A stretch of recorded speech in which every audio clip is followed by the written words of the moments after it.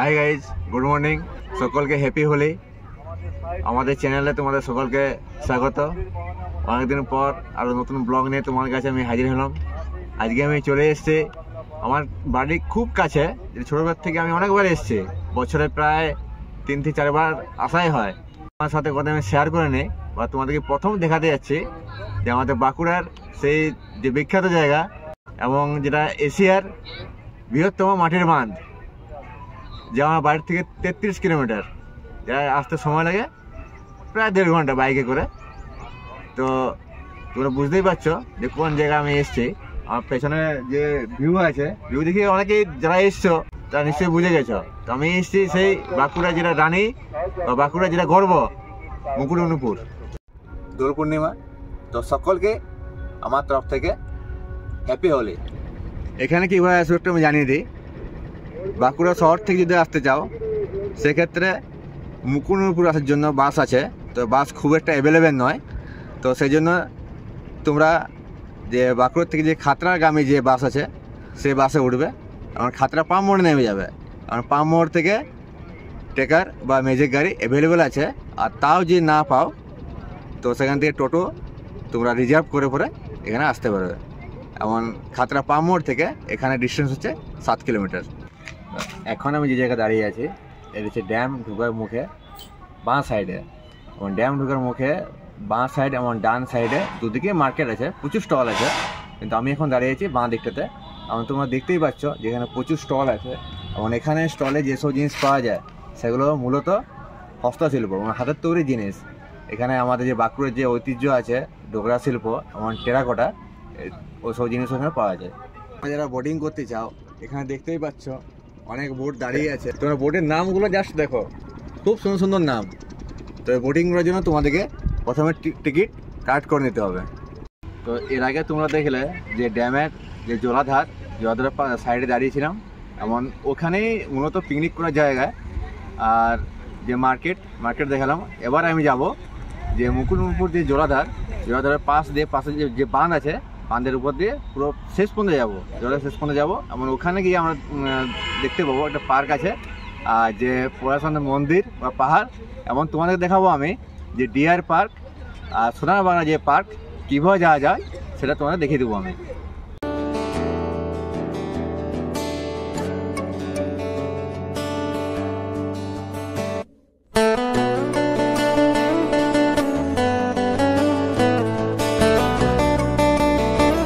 যারা কার নিয়ে আসবে তারা এখানে কার পার্কিং করবে, আর যারা আমার মতো বাইক নিয়ে আসবে তারা বাইক নিয়ে এখানে যেতে পারো। আর যারা বাসে আসবে তাদেরকে এখান থেকে ইঞ্জিন ভ্যান বা অটো বুক করতে হবে। এবার ড্যামের ধার দিয়ে যাবো পড়াশোনার মন্দির। মুকুটমণিপুর এমন একটা জায়গা, শীত গ্রীষ্ম বর্ষা সারা বছরই আসা যায়, তবে সময় বিশেষে পর্যটক কম বেশি হয়। আমার ডান সাইড হচ্ছে ড্যাম, আর বাঁ সাইডে দেখো পাহাড়, আর মাঝখান দিয়ে রাস্তা। পড়াশোনাথ মন্দির, সোনাঝুরি পার্ক, ডিয়ার পার্ক যাওয়ার জন্য দুটো রাস্তা আছে।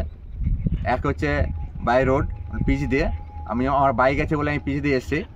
আর যারা বোট বুক করে জলে পড়তে আসতে চাও তারা কিন্তু ওখানেই এখানে তোমরা বলে দেবে যে আমাদেরকে পুরোটা ঘুরিয়ে দেখিয়ে দিতে হবে যে আমরা পড়াশোনাথ মন্দির, সোনাঝুরি পার্ক আর ডিয়ার পার্ক যাব।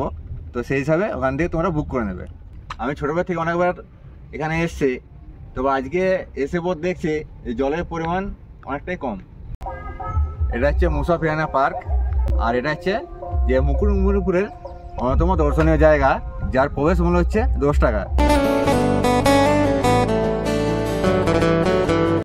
আমার পরবর্তী গন্তব্য হচ্ছে পড়াশোনাথ পাহাড় বা মন্দির। তো চলো দেখা যাক।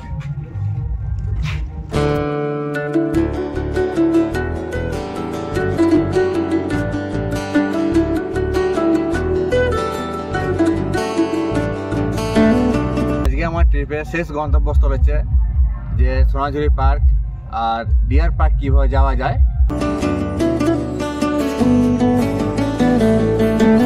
তো ডিয়ার পার্ক আর সোনাঝুরি পার্ক যাওয়ার জন্য এখান থেকে বোট পাবে, এখান থেকে বোটে করে যেতে পারো।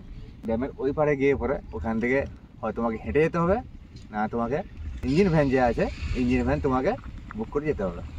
আর এখান থেকে যে অ্যাকচুয়ালি যে আমাদের জলাধার মুকুটমণিপুর, তো দুটো নদীর যে সংযোগস্থল, যে কুমারী এবং কংসাবতী, এই সংযোগস্থল যদি দেখতে চাও এখান থেকেই সুবিধা হবে। কারণ এখান থেকে হলে আমার মনে হয়, আমার যেটা ব্যক্তিগত মতামত, যে আমাদের বোটিং যে চার্জ বা ভাড়া সেটা কম পড়বে।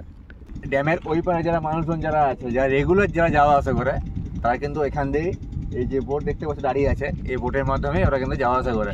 অনেকে আমি দেখেছি, অনেকবার এসে বোট দেখেছি যে বোটের উপর বাইক বা সাইকেল নিয়ে চাপিয়ে নিয়ে যায়। আজকের ব্লগ এই পর্যন্ত, যে আমার যে ট্রাভেল ব্লগ এখানেই শেষ করছি। আর খুব শীঘ্রই তোমার সাথে দেখাচ্ছে নতুন কোনো ব্লগে। আর আমার ব্লগ যদি তোমাদের ভালো লেগে থাকে অবশ্যই চ্যানেলটিকে লাইক শেয়ার করো এবং সাবস্ক্রাইব করে পাশে দেখো।